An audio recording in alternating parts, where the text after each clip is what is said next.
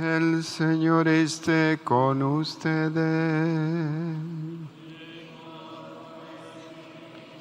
Del Santo Evangelio según San Lucas.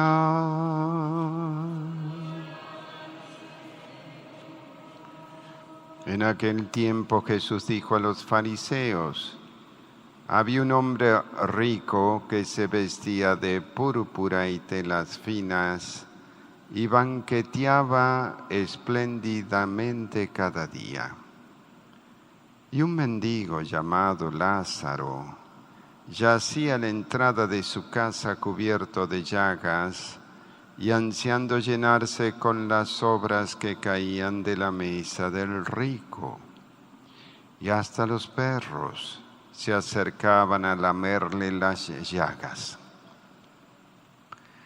Sucedió pues que murió el mendigo y los ángeles lo llevaron al seno de Abraham. Murió también el rico y lo enterraron. Estaba éste en el lugar de castigo, en medio de tormentos, cuando levantó los ojos y vio a lo lejos a Abraham y a Lázaro junto a él. Entonces gritó: Padre Abraham, ten piedad de mí.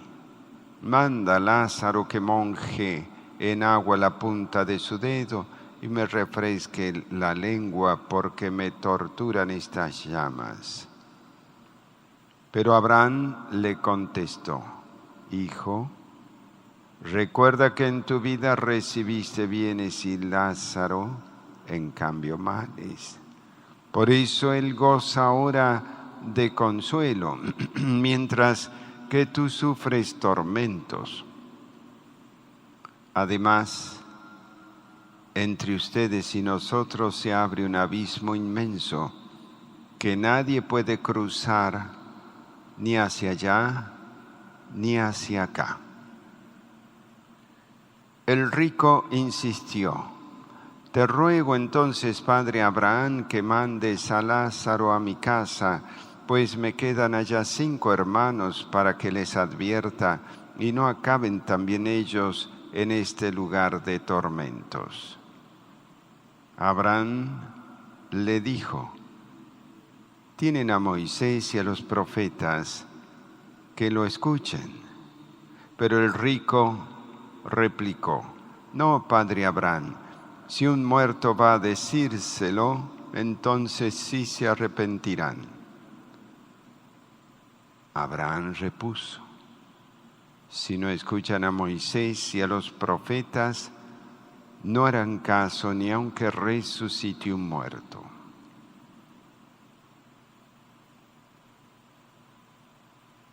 Palabra del Señor.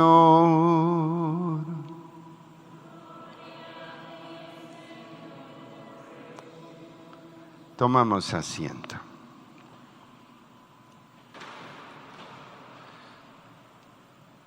A manera de parábola, el Señor quiere hacerles entender a los fariseos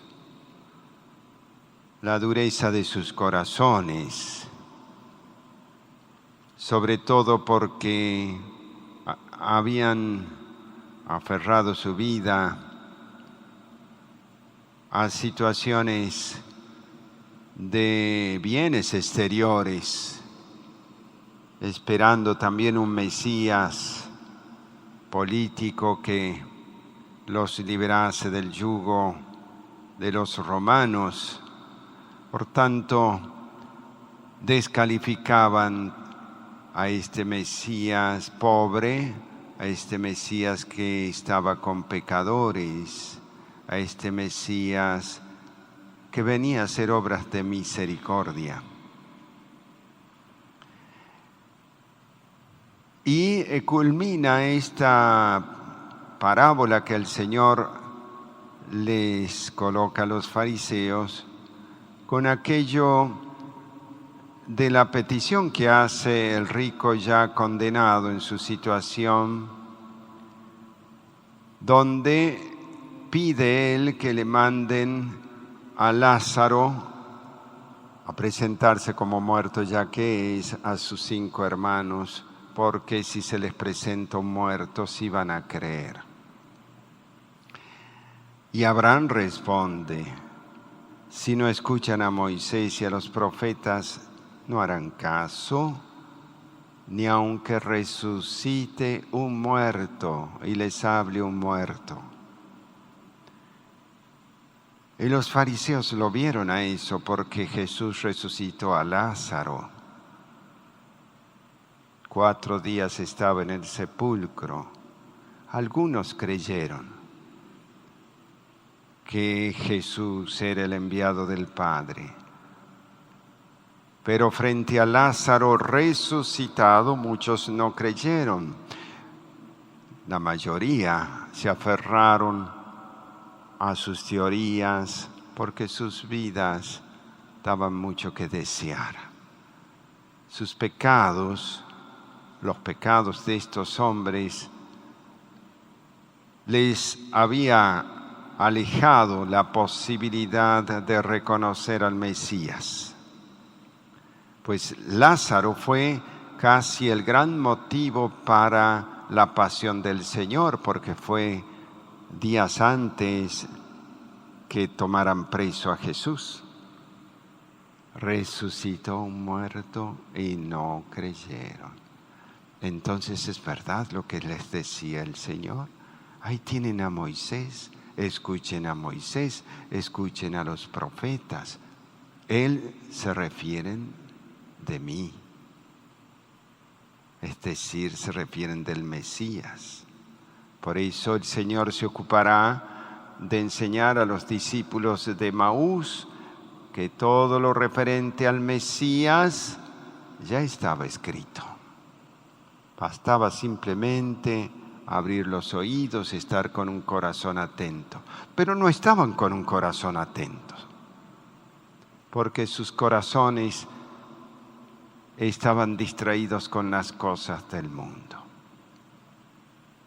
Qué importante es ese principio y fundamento en los ejercicios de San Ignacio, que nos coloca frente al fin último de nuestra vida cristiana, que es Dios, la gloria de Dios, y entre yo y Dios se encuentran múltiples criaturas que pueden ser tantísimas, ¿no? Las que comemos, las que bebemos, nuestro cuerpo, el dinero, las cosas, los bienes, la casa, el trabajo. Pero todo eso debe ser usado como un medio porque no son el fin de la vida cristiana. Todas las criaturas Dios las da para que nosotros la usemos en tanto y en cuanto nos conduzcan al fin último. Pues toda la riqueza que podemos tener en la vida viene de Dios.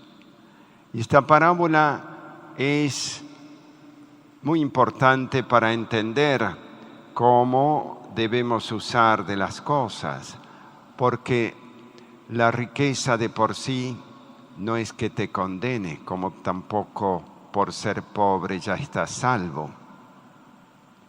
Convengamos que sí, un pobre está como más abierto a las cosas de Dios porque no está aferrado a las cosas materiales. Su corazón está más libre para entender las cosas naturales y las cosas del reino que un rico que está atiborrado de bienes y que no, por el hecho mismo de tener tantas consolaciones en su corazón, se olvida de lo fundamental. Pero no significa que todo rico se condene y que todo pobre se salve, no. Riqueza o pobreza. Uno se puede salvar en la riqueza si usa bien de ellas para el bien de los demás. Si las usa con un corazón, diríamos, en la justa mesura y sabe que esas riquezas vienen de Dios y que le sirven a él para ayudar a aquellos que no tienen. Pero si el rico se afana y se hace avaro, como es el caso de este rico, que la tradición de la Iglesia lo va a llamar Epulón, ¿no? Es decir, un rico avariciento que vivía de banquetes. Este rico Epulón, que banqueteaba, que solamente se miraba a sí mismo, que se estaría reflejando a sí mismo en todo lo que hace, olvidándose que los bienes que él tenía le tendrían que haber servido en su vida para ayudar a los demás. En vez, se los malgastó, avariento como era, lleno de banquetes, y terminó muerto y no se llevó un peso para el otro lado, porque así pasa. Y el Lázaro, y fíjense que es interesante porque nosotros en la parábola tenemos el nombre de Lázaro, más no el de rico. Rico le puso la tradición, Epulón, pero no tenemos en la parábola el nombre del rico. Lázaro sí, porque Dios tiene una providencia especial para aquellos que han nacido en la miseria, en la pobreza, los anahuín de Yahvé, aquellos pobres, desprotegidos, que no tienen nada. Son conocidos por Dios, por eso tiene nombre, Lázaro. Y Lázaro yacía a las puertas de este rico. No es que estaba lejos, no puede haber dicho el rico, no sé de qué pobre en el juicio, ¿no? Me tratan, ¿no? Al pobre lo saltaba él todos los días que salía de su casa porque estaba en las puertas de su casa, es decir, en sus propias narices. Y dice el texto que él deseaba comer hasta las migajas de la mesa, pero nadie se las daba. Y venían los perritos. ¿Qué quiere decir el Señor acá? Que hasta los animalitos tuvieron más misericordia que aquel rico porque se acercaban a lamerle las llagas que él tenía.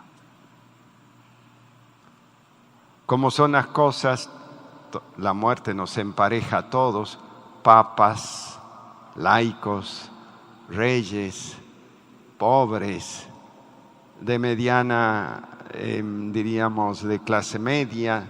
A todos nos empareja la muerte al final de cuentas. Porque el hombre, hay una cosa cierta, así como nace, sabe que tiene que morir.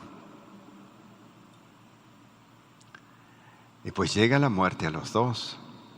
Y como han escuchado en el texto, Lázaro va al seno de Abraham, que es una expresión como para decir realmente que está en el cielo, salvado en la gloria.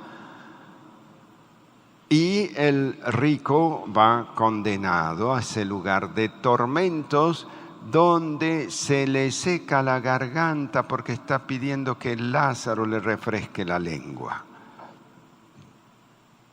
Infierno y cielo. Dos lugares del más allá de ultratumba, el purgatorio, que es un tiempo transitorio, cielo e infierno. El cielo para aquellos que, como Lázaro, supieron vivir bien sin quejarse, probablemente dentro de esa miserabilidad de vida. Lázaro no era avariento, nunca maldijo, no tenía un corazón malo contra aquel que le negaba hasta el sustento más ínfimo para su vida. Vivía bien su pobreza, porque puede ser que alguien viva mal su pobreza y dentro de esa pobreza sea un avariento, un envidioso, un maldiciente de los demás, etc. Pues ese tiene un corazón malo y su pobreza no le está sirviendo. Ahí ustedes ven cómo nacer en riqueza o en pobreza no es lo que sea importante, sino cómo usar de las cosas como medios para llegar al fin último. Si naces en medio de bienes, ayuda a los demás, porque los bienes no vienen de tu esfuerzo personal, aunque haya habido esfuerzo personal, vienen de Dios. Dios es el que te da el talento, la inteligencia para poder trabajar.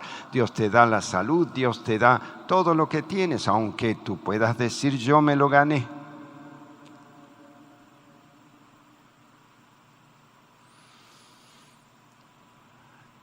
Entonces, aquel que tiene debe dar al que no tiene de lo que tiene y puede, dice San Ignacio de Loyola. Aquel que es culto, dar su cultura a los que no la tienen, al ignorante. Aquel que sabe de consejos y es prudente en la vida, que pueda orientar, como hacen los ancianos, a los demás. Aquel que tiene bienes materiales, que pueda compartir los bienes materiales con los que no tienen. Y así cada uno da de lo que tiene y puede a los demás. No nos debemos olvidar que en San Mateo capítulo 25 el Señor viene como juez y va a premiar por las obras de misericordia, porque tuve hambre y me disteis de comer, estuve sediento y me disteis de beber, estuve desnudo y me vestisteis, estuve enfermo, me visitasteis, estuve encarcelado y me fuisteis a ver. ¿Cuándo hicimos eso? Cada vez que lo han hecho por estos pequeños, por mí lo hicieron. Recuerda que en toda obra de misericordia tú ayudas al hermano en todos sus elementos, diríamos, de necesidad, tanto materiales, corporales como espirituales. Tenemos las obras de misericordia corporales y las obras de misericordia espirituales. Habría que darles un repaso en el catecismo, ¿verdad? Pero dar de comer, dar de beber, asistir al peregrino, condolerse de aquel que ha perdido un difunto, visitar los muertos, aconsejar, enseñar, soportar los defectos ajenos con misericordia. Obras de misericordia todas que adornan el alma y son la riqueza auténtica que va a acompañar tu juicio al final de la jornada de tu vida. Yo no me quiero condenar. Haz obras de misericordia. Es así de sencillo. No vivas, porque esto decía hoy, estaba escuchando al obispo Robert Barron, un gran obispo de Estados Unidos. Este evangelio siempre me ha incomodado a mí, decía él. Desde que era niño lo escuchaba porque me incomoda el ponerme en la postura del rico, porque termina mal el rico. Me incomoda en mis comodidades, me incomoda en mi aburguesamiento, me incomoda en aquello que yo puedo dar y no lo doy. Porque fíjense, por allí no es necesario que yo tenga muchos bienes materiales para poder repartir. Podemos dar de nosotros lo que tenemos, además del tiempo. Podemos rezar por los demás, podemos acompañar a los demás. Y cuando no podemos hacer eso, pues siempre queda la palabra, el consejo y aún las manos para hacer algo por los demás, aunque no tenga bienes materiales. Siempre podemos dar de lo que somos y tenemos. ¿Por qué el Señor les pone, ya culmino, esta parábola a los fariseos? Por lo que dije al principio, porque sus obras eran malas, porque no habían comprendido al Mesías misericordioso, porque el Señor les estaba indicando el camino de misericordia que no querían comprender. Pero ya tenían en el libro del profeta Amós: cuidado con aquellos que se recuestan en almohadones, en divanes, que toman vino, que se usan perfumes costosísimos, que derrochan bienes, que tiran comida, podríamos seguir sumando, que parece que compran cada vez más ropa porque quieren parecerse distintos. Se miran a sí mismos todo el tiempo. La vida cristiana no es eso. La vida cristiana es mirar las necesidades de los demás y ver cómo solventar en lo que puedo, con lo que tengo, con el tiempo, con mi inteligencia, con mis manos, con mis bienes. Y entonces tú y yo, si lo hemos entendido, escucharemos aquella frase: vengan benditos de mi Padre, porque tuve hambre y me disteis de comer.